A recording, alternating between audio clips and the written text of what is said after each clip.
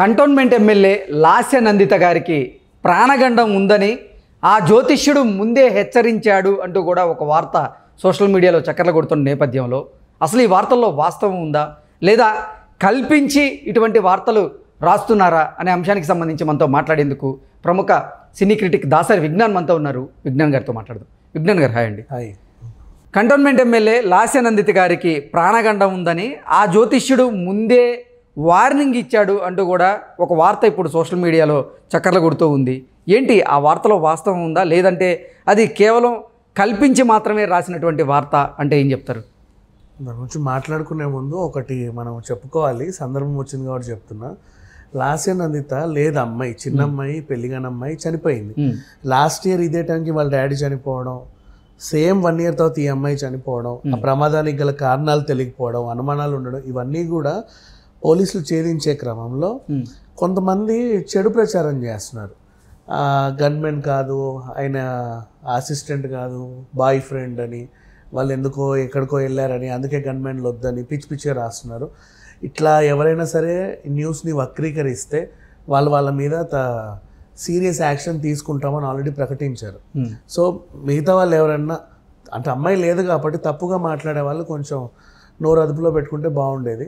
సందర్భం వచ్చిందని చెప్తున్నా. ఇకపోతే నెక్స్ట్, ఆమె చేతికి ఉన్న తాయెత్తులను చూసి 10-12 ఉంటే ముందే ఆ జ్యోతిష్యులు చెప్పారా, వార్నింగ్ ఇచ్చారా అంటే వాళ్ళ డాడీకి 3-4 యాక్సిడెంట్లు అయ్యాయి, చిల్లా చిత్తగా యాక్సిడెంట్లు.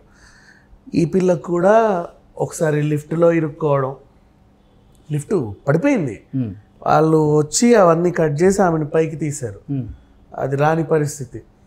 అండ్ నెక్స్ట్ ఇంకొకసారి కూడా 2-3 సార్లు కారు ప్రమాదాలు అయ్యాయి.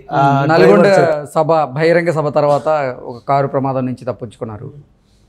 అండ్ ఆ డ్రైవర్ వల్ల 2-3 సార్లు ఇట్లా ఈమెకి వరుస ప్రమాదాలు ఏవో 1-2 అవుతూ ఉంటే బయటికి వెళ్ళినప్పుడల్లా కొంచెం జాగ్రత్తగా వెళ్ళమ్మా అని చెప్పేవాళ్ళు ఉంటారు. నెంబర్ 1. నెంబర్ 2, సమ్మక్క జాతర 2 ఏళ్ళకి ఒకసారి వస్తుంది, అవునా? అవును.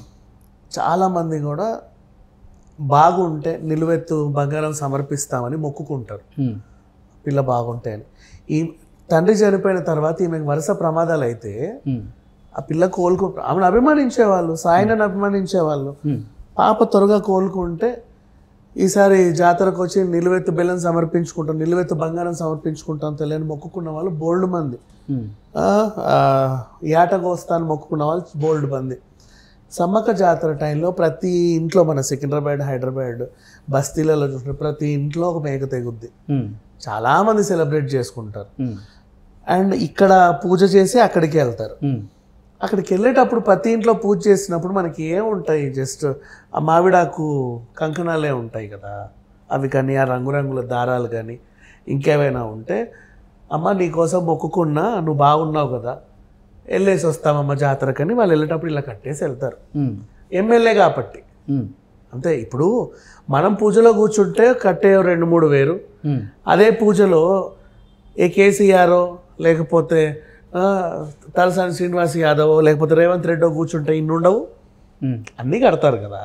అమ్మాయి ఎమ్మెల్యే కాబట్టి ఆమెను అభిమానించే వాళ్ళు అలా కట్టారు. ఒకటి. రెండోది, దర్గాలకు వెళ్ళినా గుళ్ళకి వెళ్ళినా వీళ్ళకి చేతికి ఎప్పుడు ఎక్కువే ఉంటాయి. ఇప్పుడు ఫర్ ఎగ్జాంపుల్ రోజా గారు కానీ మోహన్ బాబు గారు లాంటి వాళ్ళు కానీ తరచుగా తిరుపతికి వెళ్ళినా ఎప్పుడైనా వాళ్ళు వచ్చేటప్పుడు చూడండి 4-5 ఉంటాయి, మనం వెళ్తూ ఉండవు అవన్నీ. మళ్ళీ సెలబ్రిటీస్ కాబట్టి కొంచెం పై స్థాయిలో ఉండే వ్యక్తులకి ఏ పూజ చేసినా కడతారు 4-5 ఉండే, ఎందుకంటే వచ్చేవాళ్ళు కూడా 3-4 ఉంటారు కాబట్టి అంతే. అండ్ మిస్కిన్ బాబా దర్గాకు కూడా వెళ్ళింది కరెక్ట్ ఆ టైంలో. ముందు దర్గాకు కూడా వెళ్ళినప్పుడు దర్గాలో కూడా వాళ్ళు 4-5 రకాలు కడతారు, బాగుండమ్మా అని. ఎందుకు ఇంత అంటే, తండ్రి చనిపోయి 1 ఏడాది అయింది కదా, 1 ఏడాది అయిన తర్వాత వీళ్ళన్నీ నెమరేసుకుంటే వరుస ప్రమాదాలు. అరే ఏంటి, 2 నెలలు గడిస్తే ఒక ప్రమాదం, 3 నెలలు గడిస్తే ఇంకో ప్రమాదం, ఎక్కడికి వెళ్ళినా ఏదో ఒకటి అవ్వడం, ఏంటిది అని చెప్పేసి అనుకుంటాం కదా. నార్మల్గా దేవుడికో ఎవరికో పూజ చేస్తారు, దిష్టి తీస్తారు, దిష్టి తాయెత్తులు కూడా 1-2 కడతారు, ఇక్కడ చుక్క పెడతారు వెళ్ళేటప్పుడు, ఇవన్నీ ఉంటాయి. సేమ్ అంతకు మించి దాన్ని ఎక్కువగా వీళ్ళు చనిపోతారు ముందే తెలిసి ఆ తాయెత్తులు కట్టారా అని చెప్పి చాలామంది అంటున్నారు కదా, దాంట్లో ఎలాంటి వాస్తవం ఏం లేదు. అండ్ ఇన్ కేసు ఉన్నా కూడా భయానికి పూజలు చేసే, ఎందుకంటే వరుస ప్రమాదాలు అవుతున్నాయి. ఇప్పుడు ఫర్ ఎగ్జాంపుల్ మనమే ఉన్నాము, అక్కడికి వెళ్తే పడుతున్నాం, ఇక్కడికి వెళ్తే కింద పడుతున్నాం, ఒకసారి బాత్రూంలో పడ్డాం అనుకో, ఒకసారి బైక్ మీదకి వెళ్ళి పడ్డాం, ఒకసారి హైవే మీద పడ్డాం.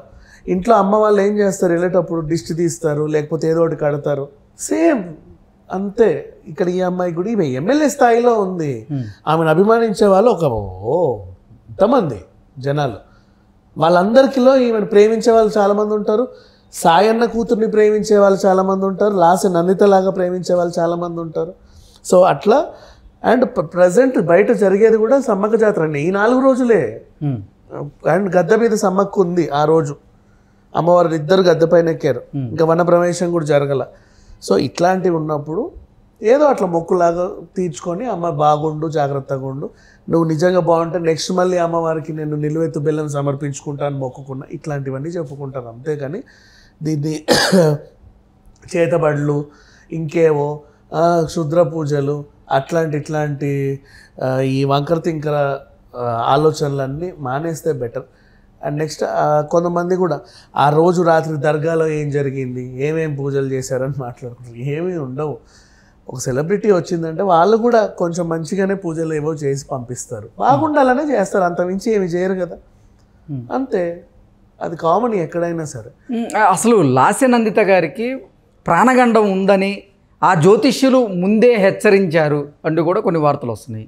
అసలు ఎవరు ఆ జ్యోతిష్యులు? నిజంగానే ఆమెకి ప్రాణగండం ఉందని ఆ జ్యోతిష్యులు ముందే గమనించారా, అందుకే ఆవిడని హెచ్చరించారా అంటే ఏం చెప్తారు? జ్యోతిష్యులైనా లేకపోతే వాళ్ళ నాన్నకి ఏడాది వార్షికం బియ్యం ఇవ్వడానికి వచ్చిన అయినైనా ఇంకా ఎవరైనా సరే, అమ్మ బయటికి వెళ్తేప్పుడు జాగ్రత్తగా ఉండు, ఆ డ్రైవర్తో నీకు 2 సార్లు ప్రమాదం, వాడిని తీసేయి, ఇంకో మంచి డ్రైవర్ని పెట్టుకో, ఎక్స్పీరియన్స్ ఉన్నతన్ని. దూర ప్రయాణాలు చేయమాకు, హైవేలు ఎక్కమాకు, ఎక్కడన్నా ఏది పడితే అది తినమాకు, ఇంటి పట్టు నుండు, మరీ అవసరమైతే కానీ బయటికి వెళ్ళకు. ప్రభుత్వ వాహనాలు వెళ్ళినప్పుడల్లా నువ్వు గన్మెన్లను తీసుకెళ్ళు, లేకపోతే కొంచెం సెక్యూరిటీగా వెళ్ళు. ఇలాంటి సలహాలు ఖచ్చితంగా ఇస్తారు, అందరూ ఇస్తారు. మన ఇంట్లో మన అమ్మ నాన్నలు చెప్పినట్టే. అండ్ పాపం ఆమెకు చెప్పడానికి వాళ్ళ నాన్న లేరు కాబట్టి వాళ్ళందరూ కూడా ఆమెకు మా ఇంటి కూతురు, మా ఇంటి ఆడపిల్లలానే చూసుకుంటారు కాబట్టి పెద్ద మనుషులందరూ కూడా దీవించో ఒక 2 సలహాలు ఇవ్వడం ఖచ్చితంగా ఉంటుంది. అలా అని చెప్పేసి అంటే ప్రమాదం జరిగినప్పుడల్లా జాగ్రత్త అంటారు. ముందు జాగ్రత్త అని చెప్పిన తర్వాత ప్రమాదం జరిగిందంటే ఆయనకు ముందే తెలుసుండే జాగ్రత్త చెప్పాడా అంటారు. అట్లా చూడాల్సిన అవసరం ఏం లేదు, క్యాజువల్గా చెప్పుంటారు అంతే. ఆ దర్గాలో బాబా దర్గాలో పూజలు కూడా జస్ట్ క్యాజువల్గా మాత్రమే జరిగాయి అంతే. ప్రమాదం అనేది ఎప్పుడు ఎట్లా ఏ రూపం నుంచి వస్తుందో మనకు తెలీదు, అదేదో అట్లా అయిపోయింది, జరిగింది. ఇకపోతే ఆ లారీ కనబడట్లేదని చెప్పేసి కొన్ని న్యూస్లో వస్తున్నాయి. అండ్ 5-6 లారీలు ఏవో పట్టుకున్నారంట. మరి దాంట్లో ఒరిజినల్ లారీ ఇదా కాదా, దాని మీద అనుమానాలు ఉన్నాయంటున్నారు. మరి దొరుకుద్దా లేదా అనేది నెక్స్ట్ వేచి చూస్తే తెలుస్తుంది.